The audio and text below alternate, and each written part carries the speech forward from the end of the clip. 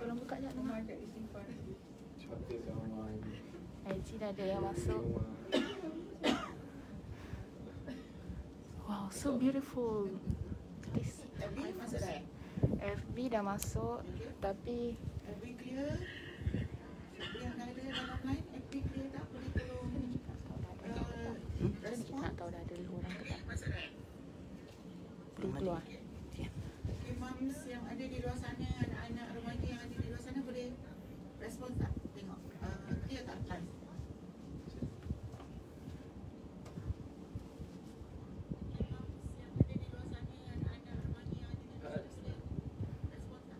All the best semua saya tengok kat online ya. Assalamualaikum. Buat tajuk ni. Ingat tak? Tajuk.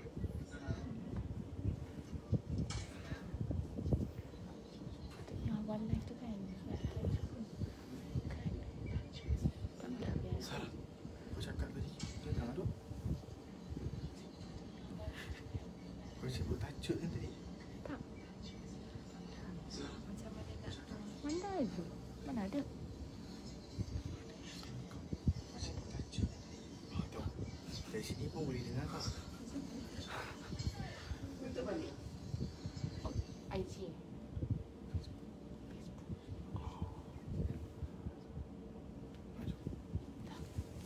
Nak tengok aku dah. Kau kan nak duduk sini? 1018. Kita masuk. Ada. Ada orang start masuk dah? Okey. FB pun dah okey. Okey. Okey, in 1 minute kita boleh start. InsyaAllah. Masuk apa tadi? 1018. Okey, kita tunggu dalam 1 minit lagi kita boleh start ya. Kita punya perbincangan hari ni, kita punya perbincangan yang santai-santai. InsyaAllah. Mudah-mudahan.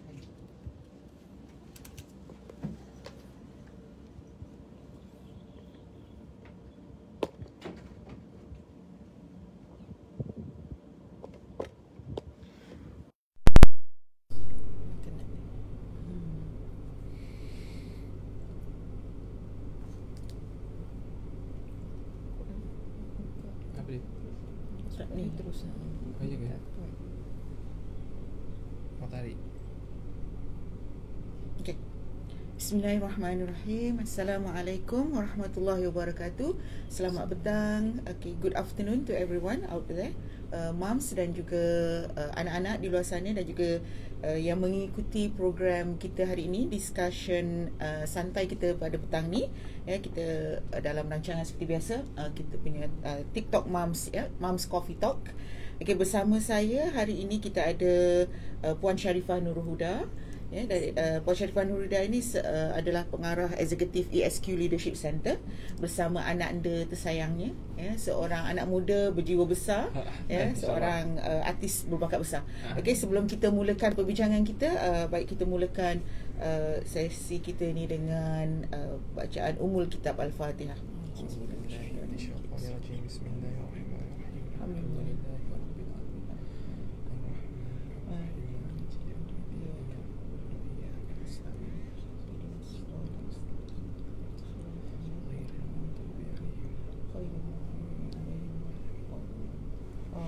Amin amin ya rabbal alamin. Okey. Sebagaimana yang telah diwar-warkan, tajuk perbincangan santai kita pada petang ni adalah expectation versus appreciation. Ya, expectation.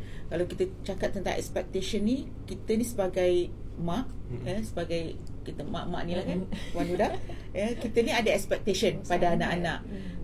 Tapi kadang-kadang expectation tu jadi masalah pada kita kan, sebab harapan kita tu kadang-kadang tak kesampaian ya, dan kadang-kadang harapan kita tu juga tidak menjadi impian dan juga tidak menjadi cita-cita ataupun idaman anak-anak kan. Okey, sebelum kita berbincang lagi lebih lanjut, boleh Puan Huda perkenalkan diri sikit ya, untuk moms di luar sana ya. Bismillah. Terima kasih Mami. Boleh panggil Boleh? Mami? Boleh. Okey, alhamdulillah, nama panjang saya Sharifah Nurul Huda binti Syed Hassan. Tapi biasa orang panggil sebagai Coach Huda. Ya. saya berusia 49 tahun. Dah tak boleh nak sebut 40-an dah sebab dah Going to be 49 dah. 5 series kan? Tahun depan. Jadi ada 9 orang anak.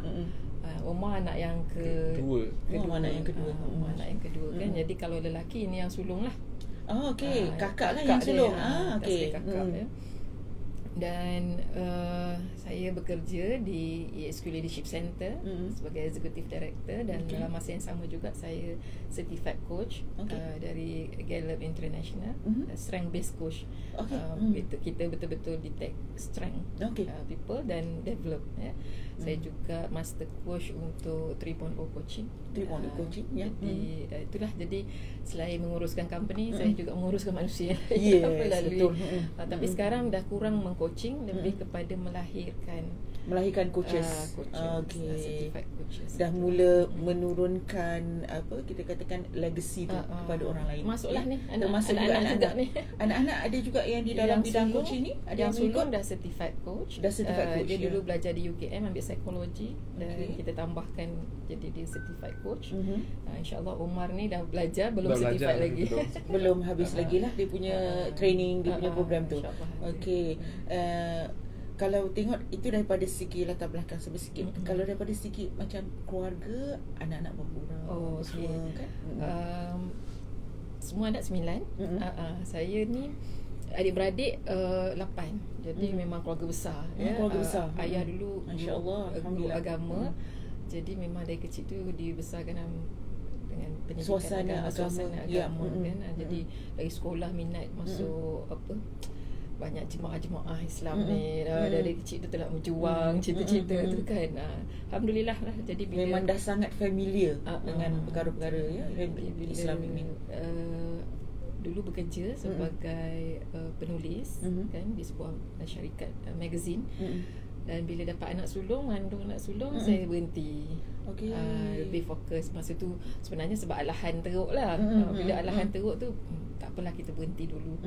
Fokus pada anak. Lepas tu memang dah tak kerja lah dah. Kerja dari rumah je lah. Kerja dari rumah ya. Kerja dari rumah sampai tahun 2006 baru saya start dengan ESQ lah. Baru start dengan ESQ sampai ke hari ni 2006, so dah almost 14 years ya dengan ESQ. Okay, good.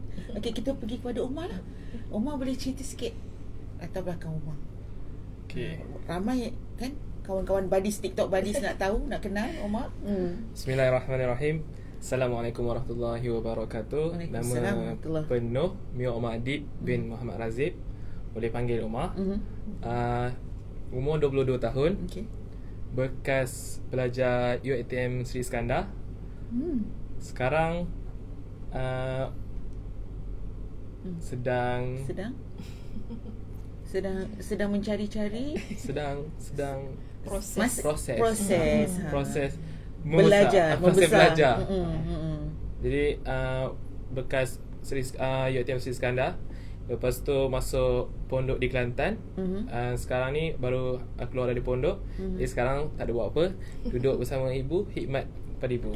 Tapi bila kata tak ada buat apa tu, erti kata tak ada buat apa tu apa pada Umar? Maksud kalau sejujurnya lah, tak ada buat apa pada pandangan masyarakat. Masyarakat sekarang lah. Jadi kalau orang tanya sekarang buat apa? Jadi jawapan yang tak ada buat apa. Tak ada buat apa. Kalau bagi dia orang tu, kalau tak ada kerja tu tak ada buat apalah. Jadi itu jawapan kepada masyarakat lah. Tapi masyarakat satu sisi. Kalau satu sisi yang lain, saya ni jawapan satu sisi lain pula. Kalau satu sisi lain ialah saya sedang belajar dan saya sedang khidmat dengan ibu dan ayah. Jadi itulah. Yalah, kan sebab stigma masyarakat kan bila kita kata tak ada buat apa, sedangkan tak ada buat apa tu pada masyarakat is hanya tak bekerja ataupun tak belajar secara official. Betul. Ya, tapi bila kita kata tak ada buat apa tu, macam-macam sebenarnya kita betul, buat betul. Kan? Kan untuk sendiri-sendiri dan sebagainya. Okey, saya tertarik dengan Coach Huda tadi cakap kan, anak 9 orang. Masya-Allah kan. Bukan senang tau nak membesarkan, nak mendidik anak yang ramai ni. Macam saya anak 4 orang pun macam kan turun naik tu. Ini 9 orang, boleh tak share macam mana pengalaman membesarkan, mendidik anak yang 9 orang ni? Okey, Okey, 9 jadi ada 9 karena kan, ada Ya, 9 karakter, betul. ada 9 karakter. Jadi sebenarnya bukan plan pun nak banyak anak, tapi tak ada plan pun nak Rezeki, sikit anak. rezeki. Dia tak ada plan, dia Betul. banyak tak ada, sikit pun tak ada. Sungguh. Jadi dia lebih kepada terima apa yang Yes. Allah bagi kan. Saya memang suka anak ramai juga kan. Sebenarnya kalau kata kita terima ataupun melalui dengan baik tu, tak juga. Okey. Di peringkat awal tu mengalami juga tekanan Yes. tekanan kan, sebab bila masa terutama waktu saya mengandung anak ke-6. Waktu saya mengandung anak ke-6 rasa macam baru tersedar. Baru tersedar macam mainnya ni. oh masya-Allah kan, baru macam kita tengok anak ni kan yang besar kecil masa tu kan. Lepas tu dalam perut lagi kan. Jadi masa tu baru rasa macam ya Allah, dia orang ni kita nak bawa ke mana? Saya mula rasa mungkin kita tengok masalah sosial masa tu dengan cerita masa mengandung anak ke-6 tu tahun berapa agak-agaknya? tahun berapa ya? Kalau boleh ingat. 2004. 2004. Masa tu dah mula kan? 2004. Zaman-zaman milenium ni kan. Jadi kita pun banyak terlibat dengan buat research, pembacaan. Jadi kan dia timbul rasa macam anak-anak ni ramai ni nak bawa ke mana? Kita dibawa dia ke syurga ke? Kita bawa ke tempat lain. Yelah, kan? betul. Jadi timbul rasa takut masa tu, timbul rasa macam bersalah, timbul rasa apa? Tanya sama ada kita mampu ataupun tidak kan. Tak nak bawa. Lepas tu mula dia bila dia susah hati ni, dia tak boleh layan. Start bila kita layan, dia mula menguasai kan. Timbul kebimbangan lain. Wah, nanti kalau saya meninggal dunia, siapa yang nak didik anak-anak ni? Kan, kalau suami kahwin lain pula nanti betul boleh ke? Itu lagi dah satu persoalan yang mengganggu kan. Jadi siapa yang mak baru nanti boleh ke didik anak ni ke arah yang kita nak kan. Jadi dia mula datang benda-benda ni, yang itu yang membuatkan saya betul-betul back pada Allah betul-betul. Sebab kita bila tak ada tempat nak cari solusi, kita back pada Allah lah. Alhamdulillah kan. Jadi kita buat solat hajat, kita mencari sampai akhirnya alhamdulillah saya dapat jawapannya. Itu yang ayat Quran yang tadi yang saya share tu, Taubah ayat 24 kan, di mana Allah mengatakan jika kita mencintai banyaklah dalam Quran tu kan, ayah, ibu bapa ataupun anak-anak, itu yang saya kenakan, yang saya kena tu dekat anak-anak lah, lebih dari daripada Allah, Rasul dan berjihad di jalannya. Aku tunggulah. Jadi waktu tu saya baru tersedar bahawa ini sebenarnya kesedaran ni saya dapat waktu saya join training ESQ lah kan. Tapi dia betul-betul membuka fikiran saya dengan Al-Quran ni, di mana selama ni saya mencintai anak-anak lebih daripada saya mencintai Allah dan Rasul. Saya rasa anak-anak tu adalah hak saya. Saya rasa anak-anak tu adalah betul-betul milik abadi, milik kekal abadi. Jadi saya dah fikir dia orang mesti jadi macam ni, mesti jadi macam ni, mesti jadi macam ni. Saya dah plan anak yang ni macam ni, macam ni. Jadi bila too much expectation, kita mula rasa bimbang. Kita mula rasa bimbang kan. Jadi selepas pada tahun tu, saya pun kata ya Allah, ini semua anak-anak ni milik Allah. Saya ni hanya mewakili di bumi ni. Saya direzekikan menjadi ibu mereka, ditumpangkan rahim saya, melahirkan dan membesar, mendidik. Dan saya yang pertama sekali, saya harus membuatkan mereka kenal siapa Allah itu, siapa pencipta mereka, siapa milik kekal, pemilik kita, siapa Rasul itu. Dan yang ketiga ni yang banyak orang kadang-kadang tertinggal, berjihad di jalannya. Sebab kita kata Allah Rasul, ramai orang yang menampak benda tu kan. Betul. Allah Rasul, tapi akhirnya Allah Rasul, agama tu hanya untuk diri sendiri, untuk family sendiri. Dia tidak memperjuangkan kan berjihad. Ternyata ada ketiga tu bila dibaca ayat tu, mencintai Allah, Rasul dan berjihad di jalannya. Dan di sini saya dapat kesedaran. Saya kata kalau tak ada orang yang berjihad di jalannya, bayangkan kalau dalam Al-Quran ni tak ada berjihad, hanya mencintai Allah dan Rasul, orang akan gunakan agama, ambil agama hanya untuk family sendiri. Tak ada orang berjihad, mungkin tak sampai Islam pada kita.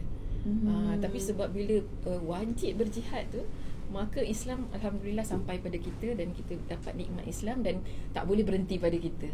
Jadi dari situ perubahan hidup saya. di mana saya mula keluar.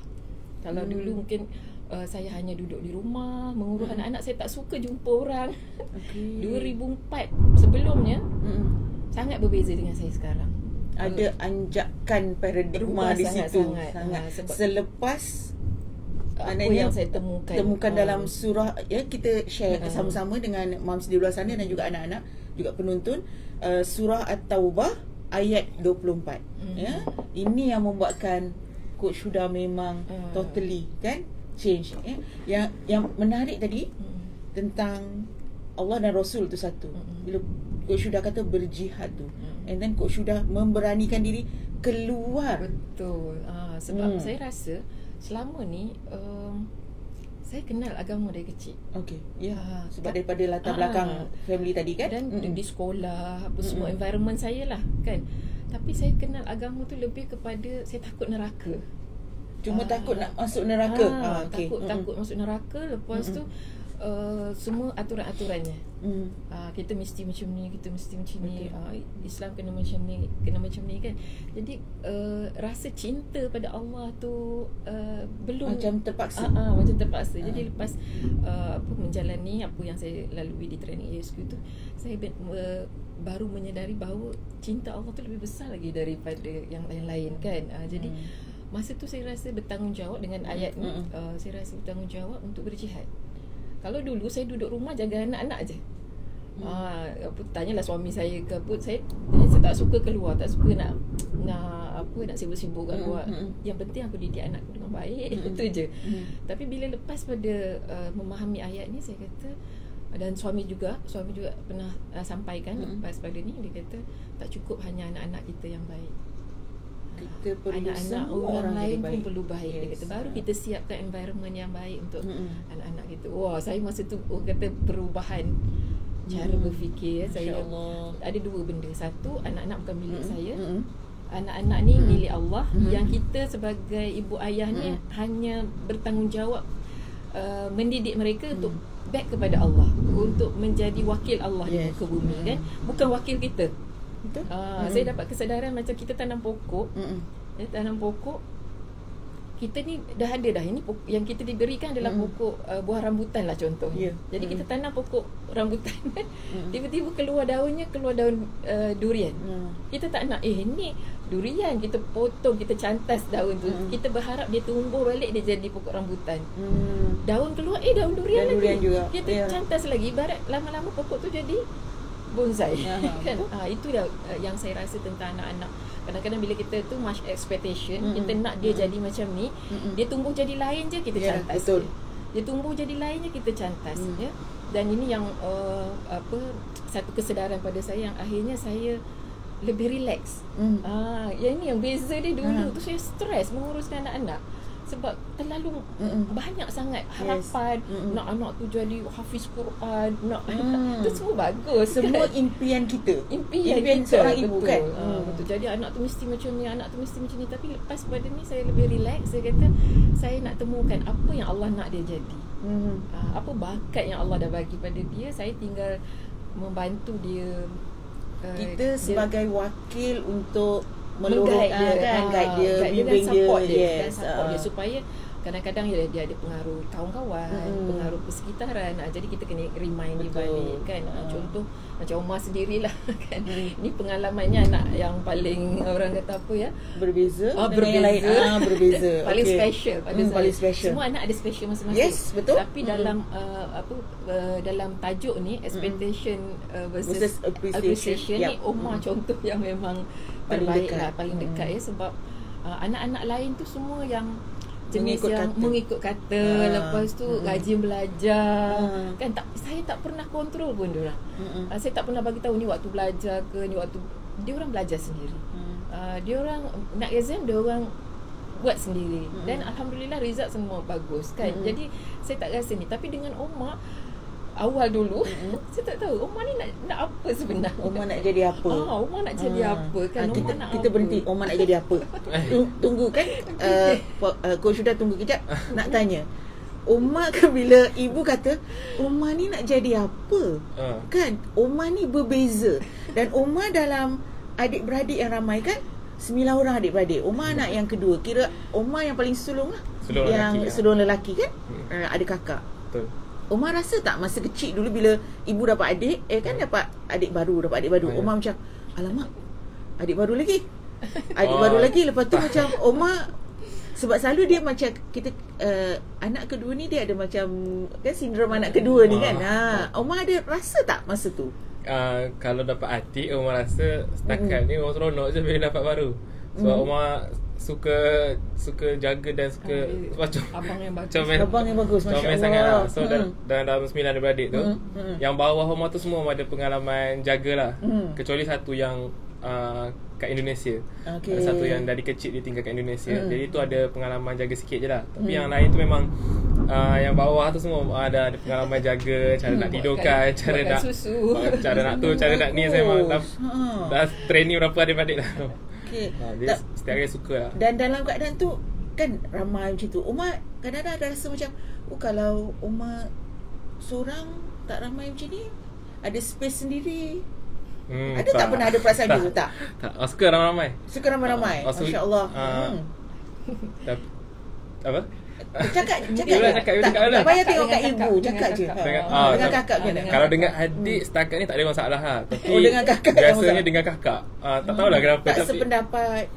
Bukan tak okey macam tu. Dia emotionally lah. Maksudnya macam Omar dengan kakak tu, Omar akan kait dengan ibu dan ayah. Kalau yang lain tu macam tak kisah sangat. Yang lain tu maksudnya Omar tak tahulah kenapa, tapi Omar tak terasa sangat dengan dia orang. Tapi kalau dengan kakak ni Omar cepat terasa. Maksudnya Omar sangat sensitif kalau ibu ayah contoh kalau pada pandangan Omar lah, kalau pada pandangan Omar nampak ibu ayah tak marah kakak, tapi bila Omar buat ni marah Omar akan macam sensitif. Kenapa kakak kalau beza kan? Tapi kalau ada adik-beradik yang lain Omar macam tak kisah sangat. Ibu ayah marah ke tak apa, Omar macam boleh terima lah. Omar boleh letakkan diri sebagai Omar abang. So logik lah ibu ayah cakap macam tu. Tapi kalau dengan kakak ni Omar dia lain sensitif sikit kalau ada bab ni. Adakah sebab daripada tu juga membuatkan Omar rasa Omar kena jadi berbeza? Macam ibu cakap tadi kan, Omar ni beza, dia lain kan, dia ada dia punya sifat yang lain sikit daripada yang 8 orang lagi kan. Mungkin disebabkan itu rasa tidak puas hati dengan kakak ke, rasa tidak Omar okey dengan kakak. Omar dengan kakak tu kawan baik. Sebab selalu memang mengadu dengan kakak lah. Jarak setahun. Jadi sebelum yang lain lahir memang tu kawan baik. Pergi sekolah jarak setahun. Jadi kelas, kantin, kadang-kadang rehat sekali, nak balik rehat, nak balik tunggu sekali. Jadi dengan kakak tu rapat sangat lah. Tak ada masalah secara Omar dengan kakak. Cuma masalah dalam diri Omar pada ibu ayah dengan Omar dan kakak je. Kalau secara personal dengan kakak Omar tak ada masalah. Dan Omar sangat sensitif kalau ada masalah dengan kakak. Dalam adik-beradik Omar boleh kacau yang lain, Omar boleh apa yang lain. Dengan kakak mudah terasa. Kalau dia orang nangis ke apa, Omar boleh berego lagi ataupun apa lagi. Tapi kalau dengan kakak, Omar nampak je kakak nangis, Omar akan alamak. Sebab Omar rasa dekat ya. Sebab rapat sangat. Jadi kalau kakak nangis apa ke, Omar akan rasa sangat-sangat bersalah sangat-sangat. Omar akan alamak, Omar akan tak tenang lah lepas tu. Jadi kakak Omar walaupun banyak kacau, tapi Omar lebih jagalah tahap rapat. Sampai mana boleh kacau. Kalau yang adik-beradik tak sejaga macam kakak lah. Tapi apa yang ibu cakap tadi tu yang bezanya kenapa Omar kenapa Omar ni beza sangat? Kalau Omar tanya diri Omar tak tahu kenapa Omar macam tu. Omar fitrah Omar macam tu kot. Tapi Omar memang memang macam tu lah. Memang tak tahu kenapa. Tapi mungkin yang ibu maksudkan tadi beza daripada segi macam adik-beradik yang lain semua ikut je. Ibu suruh ambil apa, belajar apa kan, tapi Omar ni lain. Boleh Omar share apa kecenderungan Omar, apa minat Omar yang lain daripada adik-beradik yang lain? Kalau yang Omar rasa satu, Omar tak lah, tapi Omar dapat daripada kecil tu Omar nampak yang Omar berbeza dengan dia orang. Bukannya Omar nak berbeza. Omar bukannya dari kecil Omar plan okey aku nak berbeza daripada dia orang. Tak. Omar memang dari kecil Omar rasa berbeza. Maksudnya bukannya daripada segi personality. Maksudnya bukannya kenapa Omar berbeza, tapi ada sebab lah. Tapi tak tahu apa, tapi memang diri Omar ni dari kecil Omar perasan sangat berbeza dengan yang lain lah. Dari kecil contoh grade, skor apa, exam ke apa kan, Omar akan pelik, kenapa Omar dengan dia orang ni waktu kecil lah, kenapa tak tu sangat, tak apa, jauh sangat lah maksudnya. Jauh sangat, Lepas tu tapi waktu kecil Omar tak kisah sangat, tapi makin meningkat dewasa, makin Omar nampak yang masyarakat ni dah dia orang tu pandang Pada grade, grade, yes. so Omar rasa, tu makin rasa berbeza, makin rasa kurang lah, makin rasa aku tak mindset masa tu tak sepandai dia orang lah. Tak sepandai dia orang, tak macam dia orang.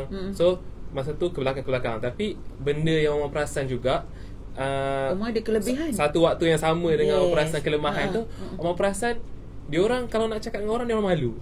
Tapi Omar ada kelebihan kat situ. Kenapa Omar boleh cakap dan Omar boleh tarik perhatian orang. Lepas tu kadang-kadang, sorry lah, tapi kadang-kadang orang nampak macam kawan Omar lebih ramai. Jadi Omar rasa macam orang lebih suka Omar. Bukan macam tu lah, Omar rasa macam perhatian kat Omar lebih daripada dia orang.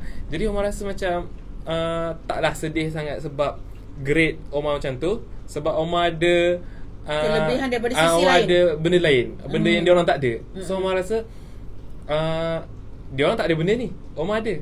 Jadi Omar rasa tak adalah Omar rasa sedih sangat ataupun rasa terpinggir sangat. So Omar boleh, kan kita kan kalau macam contoh kawan-kawan kan, kita akan pilih kawan-kawan yang lebih kurang dengan kita.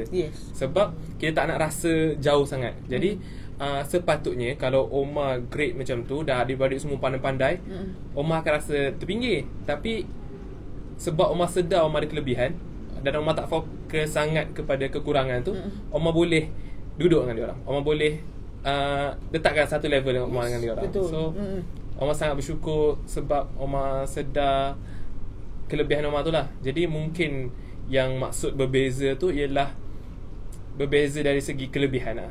Jadi Omar sedar kelebihan Omar kat tempat lain, jadi Omar tak kejar apa yang dia orang kejar, tak kejar apa yang dia tu, Omar fokus apa yang Omar ada. Jadi Omar fokus. Jadi mungkin tu lah yang nampak berbeza sikit. Berbeza kat situ kan. Macam coach dah cakap tadi, ibu cakap tadi, okay, Omar ni berbeza, tapi ibu start appreciate perbezaan yang Omar ada dengan anak-anak yang lain kan, dengan adik-beradik yang lain. Jadi kat situ ibu dah rasa macam lebih senang kan, lebih senang nak mendekati Omar, lebih senang nak memahami dan menerima apa yang Allah beri kan. Dan kalau ibu boleh share lagi, maknanya bila dah faham kan Omar ni berbeza, apa yang ibu buat? Adakah ibu tukar cara parenting ataupun macam mana? Okey. Di awal saya rasa apa yang Omar lalui kan, sebenarnya terkait juga dengan cara ibu ayah dia kan. Di awal-awal kan kita belum faham. Betul. Kita kan anak pertama, anak kedua masih, yalah itu first time pengalaman kan. Masih baru sangat kan. Jadi kadang-kadang kita trik sama. Kita trik sama. Kakak sifat dia macam ni. Jadi kadang-kadang tanpa sedar, kadang-kadang kita tercompare. Kita terbanding-bandingkan kan. Kalau kakak boleh, kenapa Omar tak boleh? Kalau kakak rajin, kenapa Omar tak kan? Jadi dia kadang-kadang kita terbandingkan kan, sampai satu peringkat bila kita dah nampak impact dia. Kita dah nampak kesan dia. Kita dah nampak macam tak adil untuk Omar hal itu kan. Sebab kita ni baru kita mula yang saya nampak yang paling diperlukan oleh anak-anak ini bukannya kelulusan. Yang diperlukan oleh adalah yang paling utama, yang ramai anak-anak hilang sekarang adalah kasih sayang dan keyakinan diri. Kasih sayang dan keyakinan diri. Jadi saya di situ saya mula ubah approach saya kan, walaupun sebenarnya bukan niat kita nak bandingkan, kita tak ada, bukan niat kita nak bandingkan, tapi kita orang kata tak sengaja. Dia kan macam pukul rata dia kan senang. Semua exam, semua belajar semua kan. Semua kena dapat A, semua kena dapat A nombor 1 kan. Tapi setakat tu tak, kita tak pernah lah marah dia dengan result dia kan, tapi kita tak macam tak cari kenapa punca dia jadi macam tu apa semua kan. Kita tak apa Omar tak apa kita tu tak semesti dia tak apa. Kita tu tak apa Rizal macam ni okey kan. Tapi kita tak duduk betul-betul dengan dia berbincang open kan. Jadi dia sendiri banyak saya nampak Omar banyak menyelesaikan isu dalaman dia sendiri. Masya-Allah. Jadi kan mungkin juga sebab dia sebagai abang, dia ada adik-adik, dia rasa tanggungjawab. Dia ada leader. Dia ada leadership. Dia ada leadership. Jadi saya nampak dia banyak counter benda tu sendiri dan dia mula open. Itu yang kadang-kadang dia open dengan saya kan. Mungkin kadang-kadang keadaan tu bila dia dah tak tahan dia cakap, dia open dia kata, ibu Omar harap macam ni. Jadi itu buka fikiran kita juga kan. Ibu cakap Omar ada kekuatan sendiri kan. Omar ni bijak menangani apa perbezaan Omar, apa masalah dalaman yang Omar hadapi. Apa yang memberi kekuatan pada Omar untuk menangani semua masalah yang berlaku dan Omar boleh handle semua masalah ni, atau mungkin ada perkara-perkara ataupun surah-surah daripada Al-Quran yang menjadi amalan ataupun yang membuat Omar jadi kuat kan untuk mengatasi semua ni. Okay, bismillah. Kalau Omar personally, waktu kecil tu Omar tak kisah sangat tau. Omar macam tak fikir sangat. Omar macam ikut je apa semua. Tapi umur Omar lebih kurang tingkatan kot. Omar mula berfikir. Omar mula observe. Omar mula tengok sekeliling, tengok masyarakat, tengok keluarga, tengok adik-beradik, tengok. Dan yang kat situ Omar nampak masalah. Maksudnya masa kecil kan tak perasan, kan macam budak-budak kan, jadi macam tak kisah sangat masalah apa masalah ni. Tapi waktu tingkatan tu baru Omar perasan Omar banyak masalah. Omar ada masalah ni, masalah tu, banyak lah. Dan waktu tu kebanyakannya lah masalah tu dengan keluarga. Masalah tu dengan ibu bapa. Sebab kalau dengan adik-adik, kalau kita ada masalah pun dia orang kecil kan. Ikut dia je. Kita nak masalah dengan dia orang pun kita ikut ketua nak solution lah kan. Nak solution apa, dia orang pun bukannya boleh tu sangat pun. Jadi ikut abang kan? Jadi biasanya masalah tu dengan ibu bapa lah. Jadi bila masalah dengan ibu bapa, bukanlah masalah tapi ada nak membesar kan. Jadi berselisih ada pendapat. jadi ada apa benda yang ibu tak nak, faham, Omar tak nak kurang kan? Sama-sama kurang faham. Betul. Jadi masalah komunikasi. Masalah komunikasi. Jadi waktu tu memang taklah Omar cerita kat adik-beradik. Satu memang ada segelintir masalah ceritalah, kadang-kadang nak luah ke apa kan. Tapi untuk menyelesaikan tu biasanya Omar tak pergi kat adik-beradik. Lepas tu Omar simpan. Omar tak cakap kat kakak sebab sorry kakak tapi sorry kakak. dululah dulu kakak ada online tak? Dulu Omar pernah tau. Kadang-kadang orang tak cerita kat adik, Omar cerita kat kakak. Tapi biasanya dia akan sampai kat ibu. Yelah, ada tukar report kan. Okey, biasa jadi, dalam adik-beradik. Tapi Omar tahu yang sebenarnya bukan kakak report tau, tapi kakak lebih kepada kakak sayang, concern kakak sayang dan kakak kisah, kakak concern, tapi kakak tak tahu nak buat apa. Jadi bila kakak tak tahu nak buat apa, kakak cerita kat ibu. Tapi bila benda tu sampai kat Omar chop kakak tu dah tak okey, dah tak ada percaya. Keluar daripada list cerita masalah. So Omar keluarkan kakak. So bila keluarkan kakak, adik-beradik dah tak ada. Tak ada 9 adik-beradik, tak ada. Tapi kecil-kecil. Maksudnya tak ada untuk cerita lah. Betul. Okey, so adik-beradik dah memang tak cerita. Kakak dah dikeluarkan. Lepas tu ibu bapa dengan ibu bapa lagi masalah. Tak nak cerita kat situ kan. So kadang-kadang Omar dalam bilik sorang-sorang. Tu macam sekarang buat apa? So ada masalah dan tahu kena selesaikan, tapi tak ada orang nak tolong. Jadi kadang-kadang orang tu macam tak tahu nak cakap dengan siapa, tak tahu nak mengadu. Ni live kan ni? Live. Aduh, tapi kadang-kadang nangis orang dalam bilik. Nangis orang dalam bilik. Menangis tu tak salah. Waktu kecil lah, waktu kan? kecil. Waktu kecil tapi bersyukurlah dah diberi rasa ni lah. Sebab waktu kecil tu kadang-kadang nangis dalam bilik, lepas tu mencari tempat pergantungan lah. Maksud tu memanglah tak apa, luahkan. Tapi kan? Mungkin ibu pun baru tahu hari ni kan. Tapi itulah melalui masalah-masalah yang tak dapat diselesaikan lah melalui kakak yang dikeluarkan daripada list lah, melalui adik-adik yang masih kecil untuk diceritakan. Daripada situlah Omar belajar, kembali duduk kepada sorang-sorang, lepas tu cari. Tapi Alhamdulillah Omar dah diterapkan perlahan-lahan. dididik agama. Jadi Omar dah ada idea lah untuk bergantung pada siapa. Yes. Walaupun seorang masa tu budak kan, walaupun tak adalah faham sangat tentang hubungan hamba dengan Allah tu. Tapi bila dah diterapkan secara halus, Omar bila nangis tu Omar tahulah nak sebut nama siapa. Omar tahu nak mengadu doa pada siapa. Nangis tu ditujukan pada siapa. Kan kadang-kadang manusia ni behavior dia tentang bila dia menangis ataupun bila dia mengamuk ataupun bila dia nak menunjukkan. Jadi kalau kita nangis seorang-seorang, kita nak tunjuk pada siapa? Betul? Kan bila dengan manusia lain kan, kita buat reaksi, kita buat nak emotion express marah, kita punya feeling. kita buat emotion sedih, kita buat emotion untuk kita tunjuk pada orang sekeliling kita. Tapi bila kita duduk seorang-seorang, kenapa kita masih tunjukkan emotion kalau tak ada orang? Betul. Jadi masa tu Omar faham, kenapa Omar still menangis? Tak ada orang kat sini. Omar tak. Dan lepas tu Omar tak ada pun bagi tahu, kakak tadi Omar nangis. Ibu tadi Omar nangis. Tak ada orang bagi tahu. Tapi Omar nangis. Tapi tak ada orang kat situ.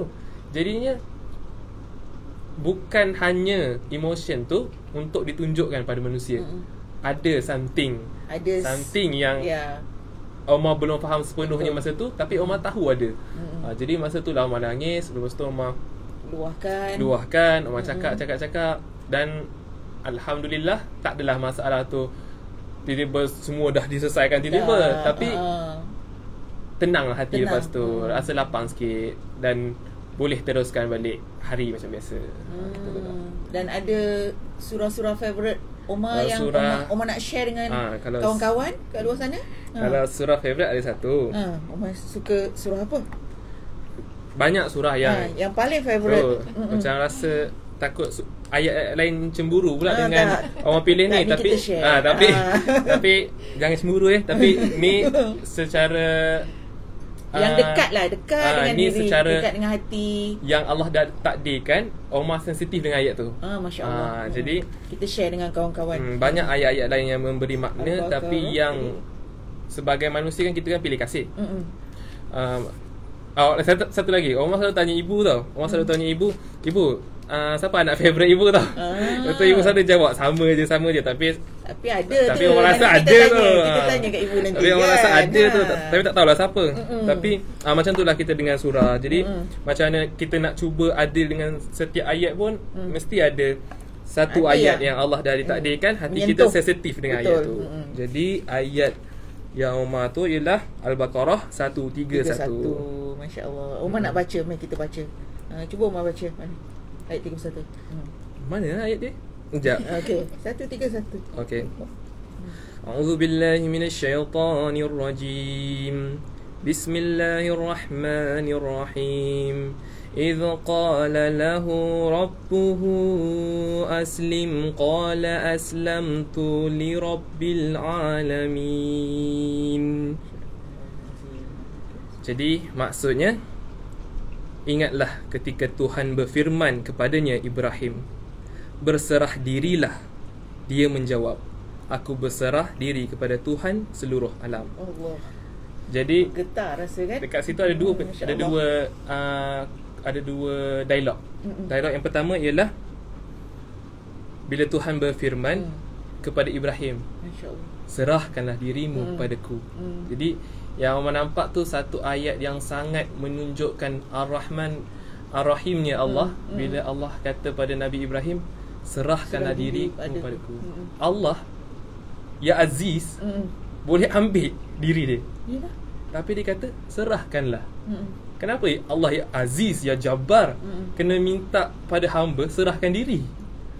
Dia boleh buat je serahkan diri, ataupun dia boleh balikkan. Yalah, ataupun dia boleh arahkan dia kan, boleh. kun fayakun. Tapi dia cakap pada hambanya Ibrahim, serahkanlah dirimu padaku. Ujuk Ibrahim kan. Jadi itu satu ayat yang besar impact walaupun pendek. Betul. Tapi secara personal lah, ayat ni Omar rasa tu sebab di conversation antara dua, iaitu Tuhan hamba. Tu je. Tuhan hamba. Dialog Allah dan dialog Ibrahim Ibrahim menjawab, aku berserah diri kepada Tuhan seluruh alam. Jadi itu masih menjadi belenggu Omar, di mana Omar sedang belajar untuk menjawab. Aku berserah diri menyerahkan diri Omar aku seluruh berserah diri pada proses Tuhan yang dia. memelihara alam. Masih Jadi dalam proses.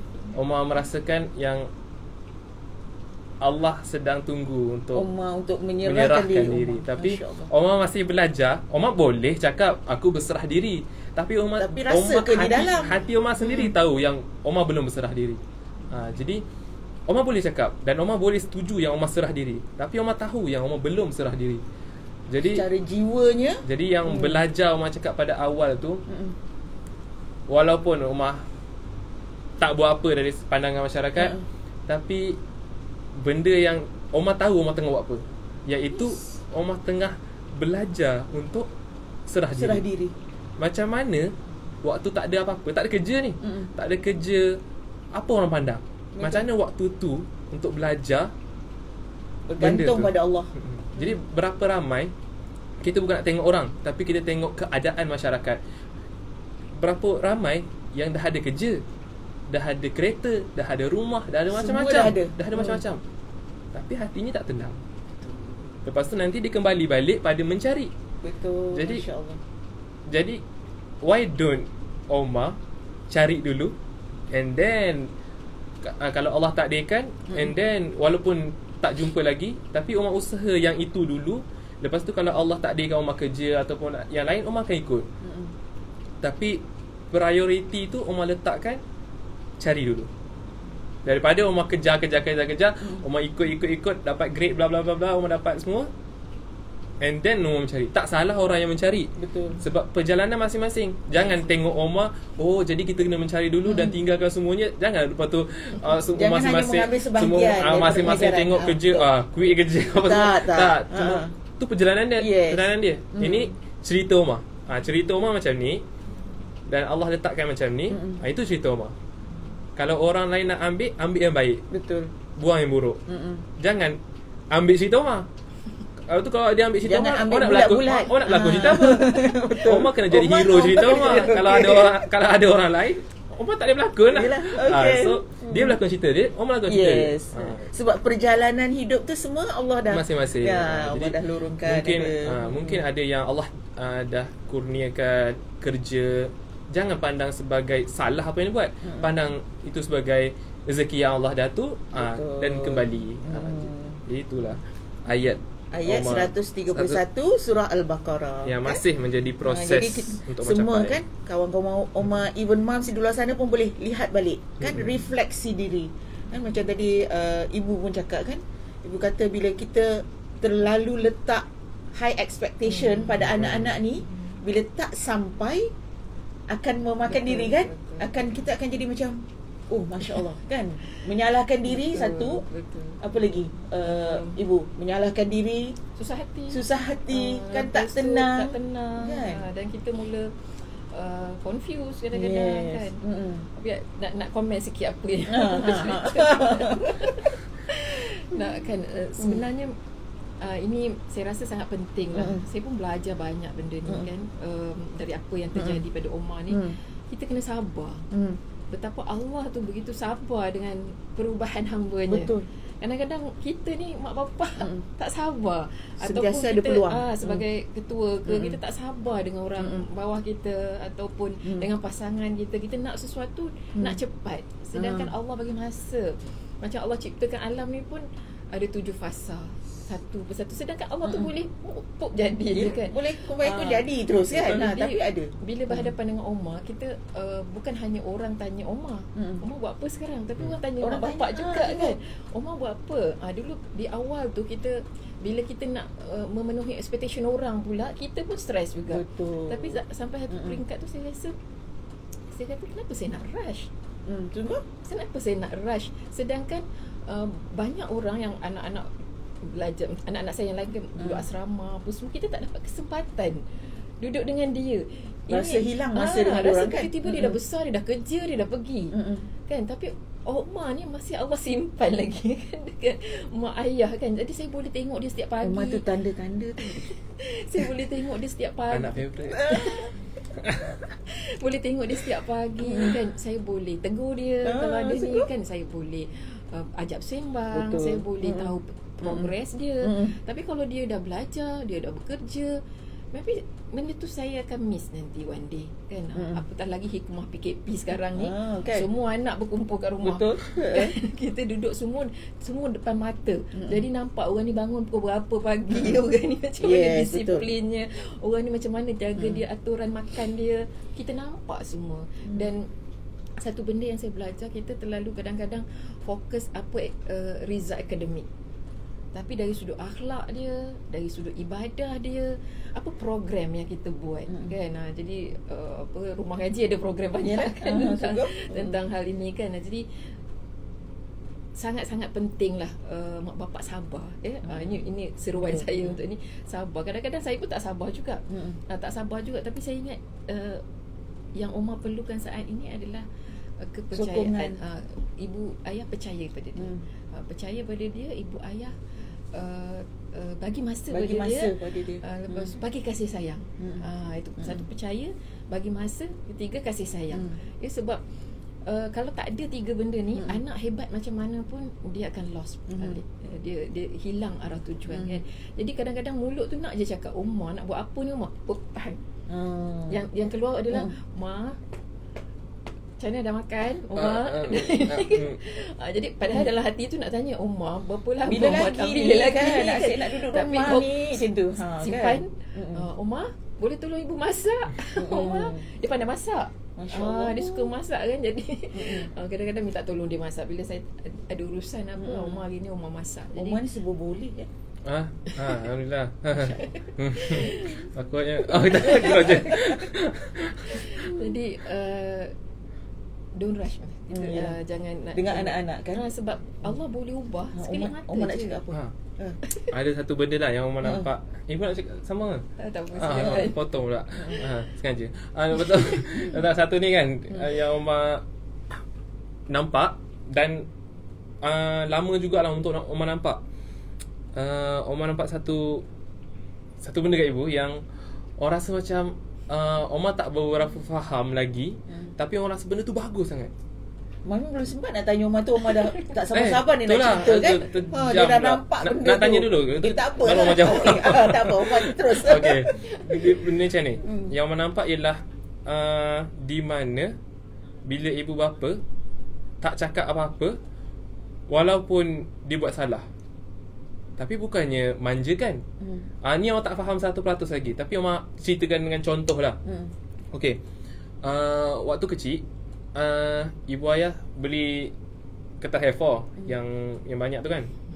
Lepas tu Omar dengan kakak selalu sangat-sangat ambil conteng-conteng tak penuh pun.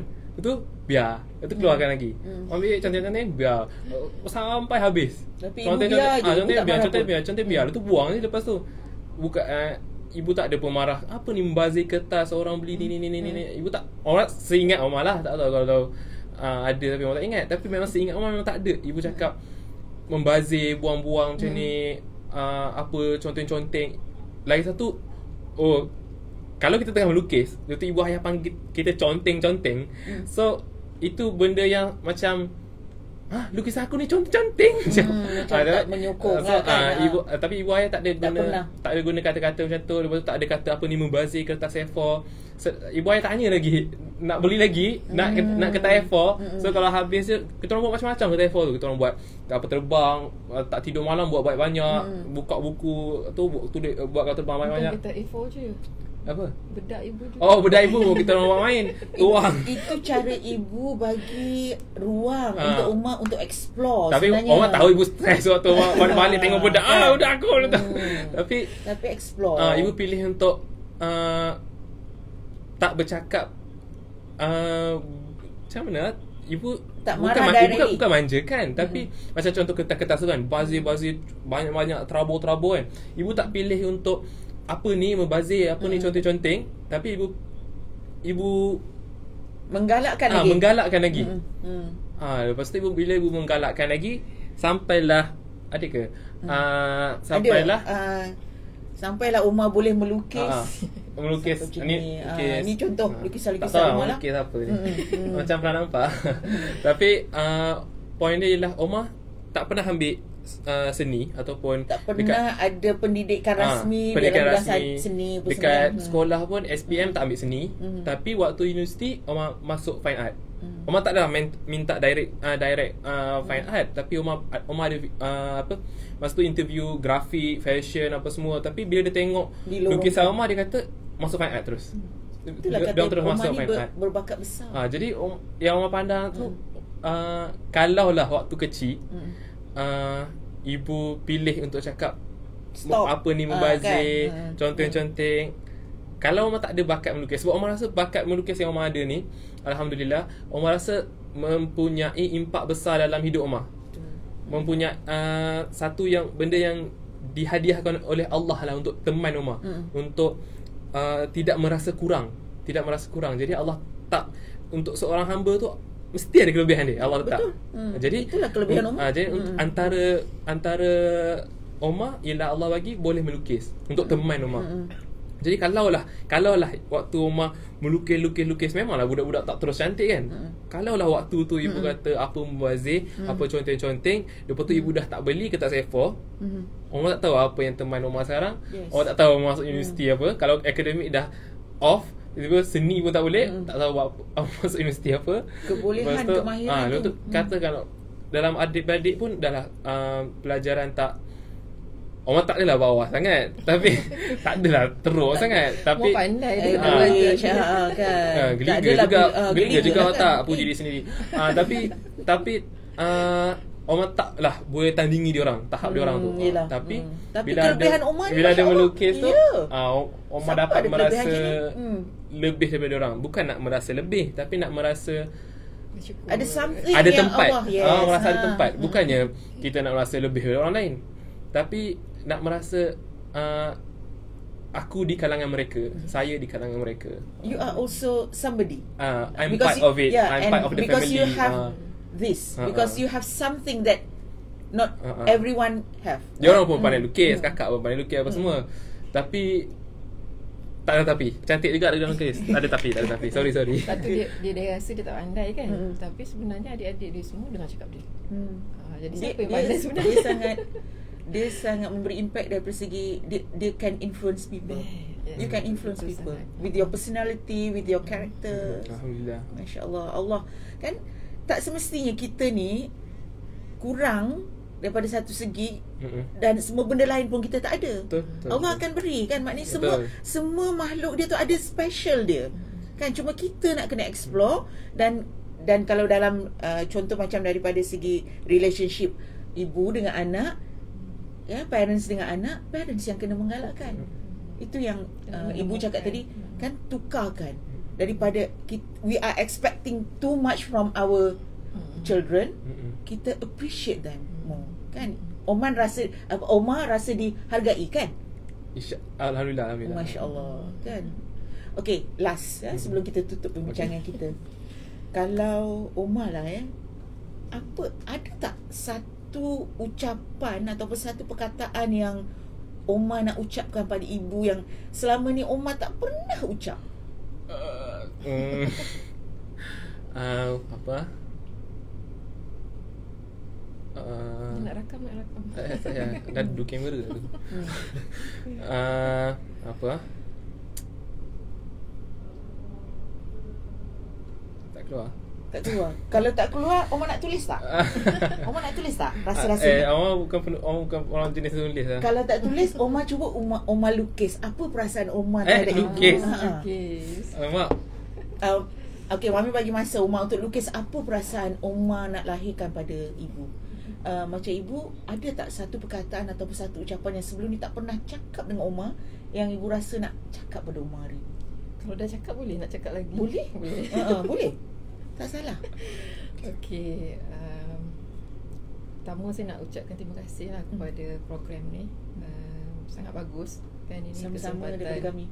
Kesempatan untuk kita lebih ketengahkan benda yang tak formal pengalaman masing-masing.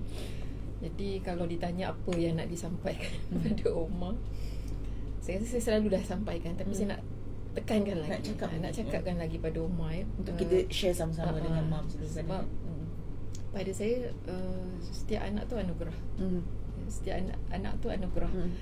Dan tapi anugerah ni tak semua dah jadi. Dia dah tiba-tiba dah ni dia. Yes. Sebuah anugerah, sebuah hadiah. Dia dibalut oleh macam-macam benda dulu. Yang kita kena berusaha untuk buka wrapping tu satu sampai kita bertemu dengan satu berlian yang sangat berharga yang Allah hadiahkan, ya. Gift. Dan juga bila kita dah dapat berlian tu adalah bagaimana kita nak gunakan berlian tu untuk apa.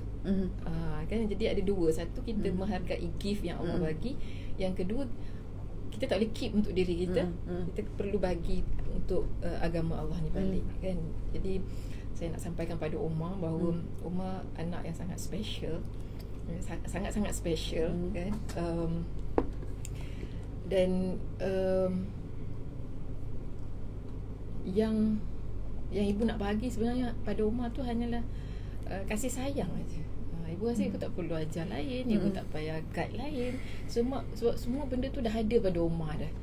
Tinggal masa nak keluar je. Ibu pernah sampaikan pada Umar, kan, one day apa yang ibu rasa adalah Umar akan jadi pemimpin untuk semua adik-adik yang lain. Maybe semua adik-adik yang lain akan bekerja dengan Umar pun. Mungkin dia orang sekarang bagus dari sudut akademik dan sebagainya, tapi one day ibu bayangkan Umar ada company sendiri ataupun ada projek sendiri yang semua beradik lain akan support Umar. Itu yang ibu rasalah, kan. Dan ibu rasa tak perlu rush untuk capai itu semua. Take your time. Ambil masa Umar, kan. Cuma satu pesan ibu, kita tak tahu berapa lama kita ada. Itu aja. Jadi Umar menghargai setiap kesempatan yang Umar ada, dan ibu ayah sangat sayangkan Umar, kan, menerima Umar apa adanya. Terlalu banyak yang special tentang Umar. Masya-Allah. Terlalu banyak yang special tentang Umar. Tak tahu nak cerita aja. Tapi bayang ibu banyak sangat banyak terbantu dengan leadership Umar pada adik-adik. Dia suka bully adik-adik dia, tapi adik-adik dia semua dengar cakap dia. Betul. Semua dengar cakap dia, kan. Kalau apa-apa cakap dengan Umar, insya-Allah settle yang lain. Jadi dia boleh. Tapi kalau dengan dia tak settle, yang lain tak settle. Betul. Kan? Jadi Masya-Allah. banyak dengan dan Umar juga selalu jadi kawan berbincang saya. Teruskan macam tu kat rumah, kan. Ada teman ibu, kan. Jadi ibu pun nak minta maaf juga pada Umar. Ini tak tahulah ibu pernah cerita atau tak pada Umar, tapi boleh jadi panduan pada kita semua. Masa ibu mengandungkan Umar, itu adalah antara waktu paling tough dalam hidup. Semenjak ibu berkahwin. Yang kata tukar. Selalu buat joke dengan dia tertukar. Sebab dia lain, kan. Sebab ada baby yang lahir. Masa dia lahir, waktu yang sama dalam labor room yang sama ada dua baby. Waktu sama tak ada sama hari sama, dua lelaki. Jadi sampai selalu adik-adik pun buat joke, ni Umar bila pelik sangat, ni Umar tertukar ni, kan. Jadi waktu ibu mengandungkan Umar adalah waktu yang sangat tough dalam hidup, kan, dari sudut ekonomi, dari sudut komunikasi suami isteri. Kita baru belajar, kan, dapat anak yang pertama, anak tu belum sampai 2 tahun dah mengandung lagi, kan. Jadi masa tu adalah waktu tough. Jadi banyak susah hati masa mengandungkan Umar. Jadi kadang-kadang bila Umar berhadapan dengan masalah, adalah karakter-karakter Umar yang di awal-awal dia remaja tu, kan, dalam ni dia confused, dia apa, saya selalu akan ingat balik apa yang saya lalui masa mengandungkan dia. Kan, jadi semua saya ujian yang Allah bagi.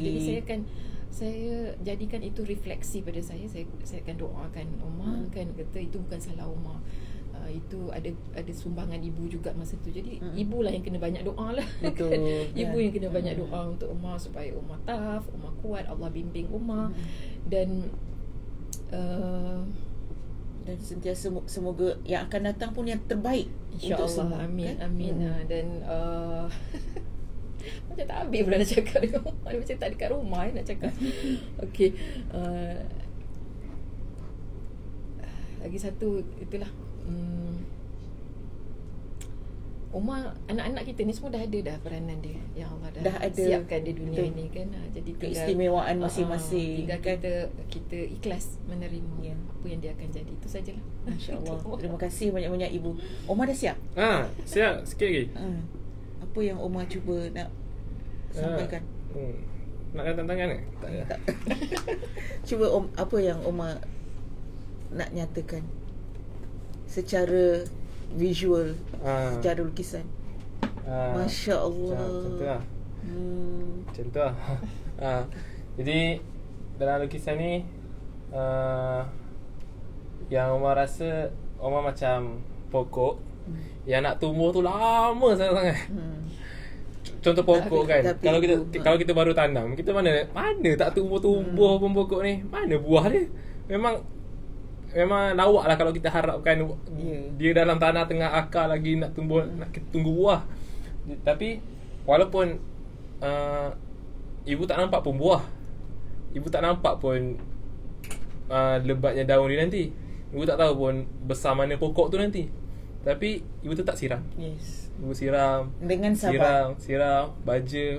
Bukannya ibu kata mana tak tumbuh ni, mana, tapi ibu siram je. Jadi yang Omar rasakan tu ialah siraman tu. Walaupun ibu Kasih sayang tu sebenarnya. kalau lah ibu cakap pun apa semua, dia tak sedalam dan sedip bila tak kata apa-apa, tapi tetap siram. Dia kan kasih sayang. ya, jadi dia ibu siram dan satu hari insya-Allah semoga Omar berbuah tu waktu ibu ada lagi. Amin. Jadi Omar harap sangat tu lah. Tapi perancangan Allah lah semuanya. Kalau pun ibu dah Allah takdirkan dah tak ada, tak nampak. Kalau Kita tengok kalaupun bagi dekat ibu tengok, takdir, masya-Allah. Kalaupun ibu takdirkan dah tak ada, tapi Omar harap Ibu dah nampak dah sekarang. Ha. Ibu dah nampak dah Omar jadi pokok macam tu. Ibu dah boleh dah visualize. nampak dah. Masya-Allah Umar. Kan dia deep kat situ. Kan semoga semua pun anak-anak dapat merasai dan dapat melahirkan apa yang Umar ada ni kan. Kita nak supaya anak-anak di luar sana at least ambil sedikit. Kalau tak boleh ambil semua, ambil sedikit iktibar pengajaran. Omar harap tu lah. Omar harap Omar dapat menjadi tempat teduh adik-adik, tempat teduh ibu ayah. Lepas tu satu hari nanti membuahkan buah yang boleh tu semua boleh bagi manfaat pada semua orang. Dan kenapa pokok ialah salah satunya nak menunjukkan yang bahawa Omar sangat perlukan siram tu. Sangat perlukan Kasih orang sayang sekeliling, ibu ayah, orang sekeliling. Sebab Omar rasa agak mustahil lah untuk Omar sendiri. Maksudnya sokongan. Selagi ada Allah, insya-Allah boleh. Tapi Omar rasa kalau dari segi Omar punya personality, Omar punya jiwa sendiri, Omar rasa sangat perlukan orang di sekeliling untuk ada. Jadi itulah Dia punya support system tu semua ada kan. Semoga cinta pada Allah Omar lebih kuat daripada ibu bapa. Bukan maksudnya orang tak sayang ibu bapa, tapi lebih kuat, lebih kuat supaya bila ibu ayah dah tak ada, Omar tak berhenti. Betul. Supaya bila ibu ayah dah tak ada tu, Omar tetap bergerak lah. Maksudnya jadi, tapi cuma secara personally, secara emotionally, Omar harap ni harapan hamba je, harapan manusia je. Omar harap ibu ayah dapat tengok lah waktu Omar tu nanti. Tapi kalau ditakdirkan tak apa lah, nanti tengok kat syurga lah. Mudah-mudahan jumpa di sana kan. InsyaAllah, semoga lah. Mudah-mudahan.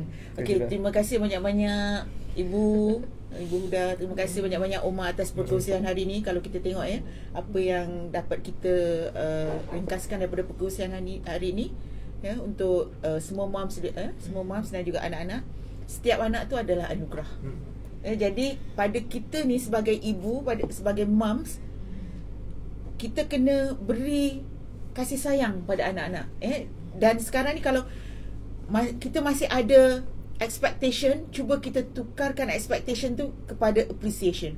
Supaya mudah-mudahan apa yang kita cuba nak kembangkan, apa yang kita cuba nak tanamkan dalam diri anak-anak tu adalah hanya kerana kasih sayang kita kepada Allah yang pertamanya, dan juga kepada Rasul.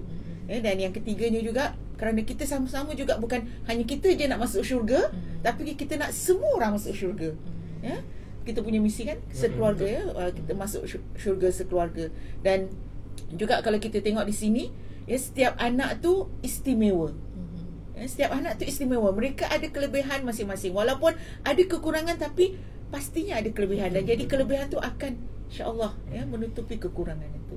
Jadi untuk moms di luar sana, kita jadikan apa yang kita bincangkan secara santai hari ini sebagai pengajaran insya-Allah.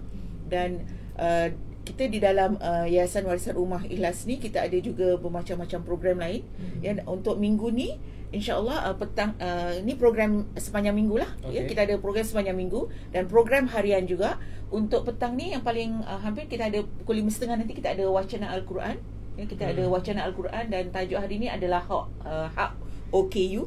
Dan kita ada next, kita ada rancangan Majlis Ayah. Ini pada setiap Jumaat kita ada Majlis Ayah pada setiap Jumaat sebelum solat Jumaat. Ini untuk golongan ayah-ayah sebelum khutbah apa semua tu. And then kita ada hari Jumaat malam kita ada TikTok International. Minggu ni kita ada tajuk Aku Nak Berhibur, Salahkah? Ini anak-anak remaja kan memang lebih kepada hiburan, tapi kita nak tengok salah ke hiburan ni. And then on Saturday kita ada TikTok Premier, Kalau Aku Kaya. Ini kan anak-anak muda sekarang, kita punya topik, kalau aku kaya nak buat apa? Kan, kalau aku kaya nak buat apa? Adakah hanya kaya dunia, tapi kaya akhirat tu nanti. Dan semua rancangan-rancangan yang di bawah Warisan Ummah Ikhlas Foundation ni adalah melalui daripada funding dia daripada tabung gerakan Al-Quran. Dan mudah-mudahan kita ajak semua di luar sana untuk sama-sama infak, sama-sama infak untuk tabung gerakan Al-Quran ni, dan bolehlah menyumbang melalui akaun nama ni. Bolehlah sama-sama. Terima kasih banyak-banyak untuk hari ini, untuk perbincangan yang santai tapi penuh dengan manfaat, penuh dengan ilmu, masya-Allah. Dan kita sudahilah dulu kita dengan program kita hari ini dengan tasbih kafarah dan surah Al-As. Assalamualaikum warahmatullahi wabarakatuh.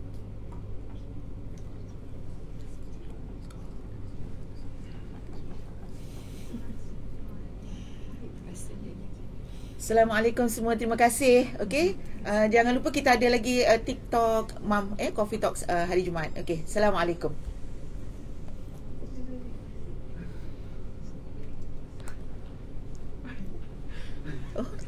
Sila. Saya appreciate sangat Omar.